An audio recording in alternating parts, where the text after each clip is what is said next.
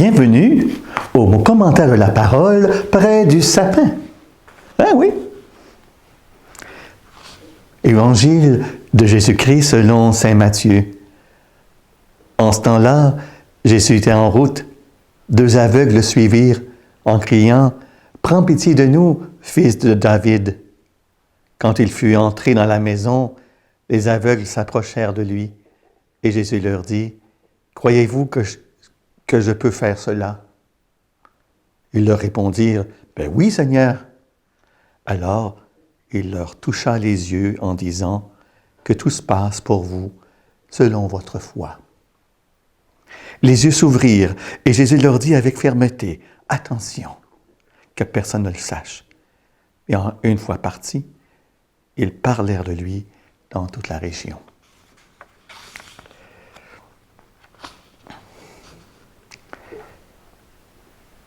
Dans ce texte de l'Évangile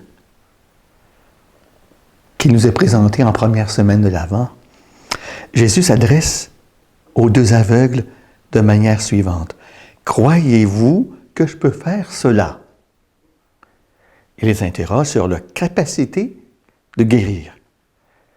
Le lépreux, lui, interpellait Jésus sur sa volonté de le guérir. « Ah, si tu le veux, tu peux me purifier. » Dans ce récit, Jésus met à l'épreuve le croire de ces lépreux.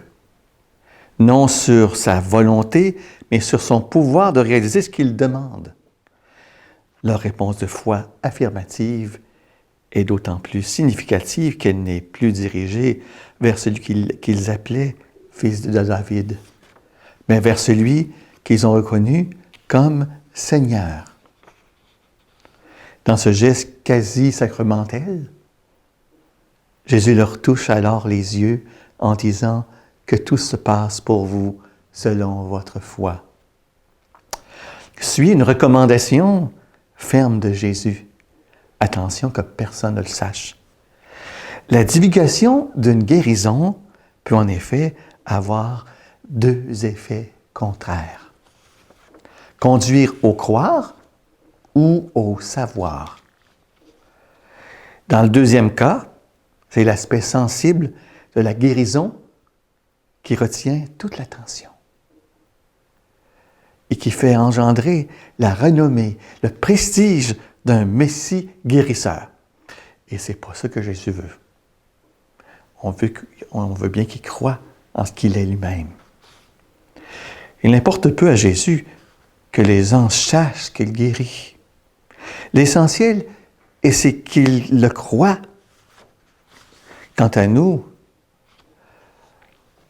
nous situons-nous pas trop souvent dans l'ordre du savoir. Je sais que Jésus est né, je sais qu'il est mort, je sais qu'il est ressuscité. Est-ce que j'y crois?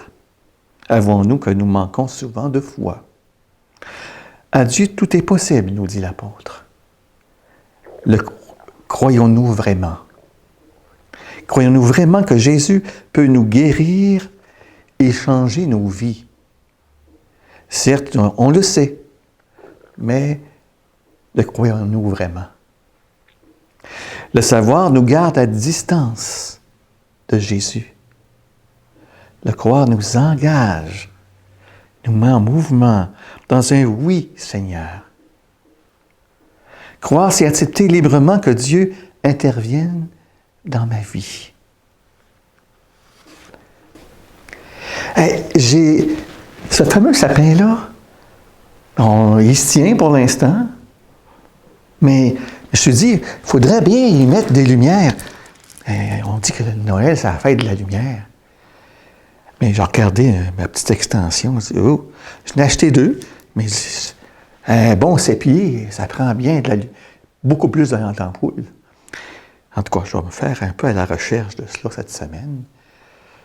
Puis je vais essayer de garnir mon sapin tranquillement. Je vais essayer ce vendredi prochain là, d'avoir des lumières dedans. Mais je me dis, ce temps de l'Avent, c'est une occasion pour prendre le temps. Le presbytère, on veut lui donner un aspect important. On va essayer de découvrir qu'est-ce qu'il faudra rajouter dans ce sapin-là. Mais là, c'est de la lumière, mais j'en ai pas assez. Ben, je termine par une prière. Ben, Seigneur, tu es ma lumière et mon salut. De qui aurais-je de crainte? Tu es le rempart de ma vie. Devant qui tremblerais-je?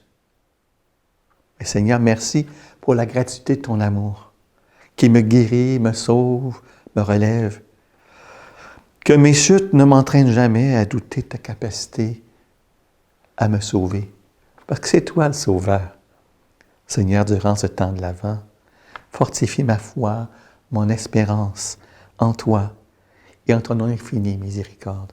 C'est ta foi, c'est cette foi et cette espérance qui vont faire découvrir ton amour auprès de mes frères et sœurs que je fréquentais dans cette période qui m'amène à Noël. Amen. Bon vendredi, que le Seigneur vous bénisse.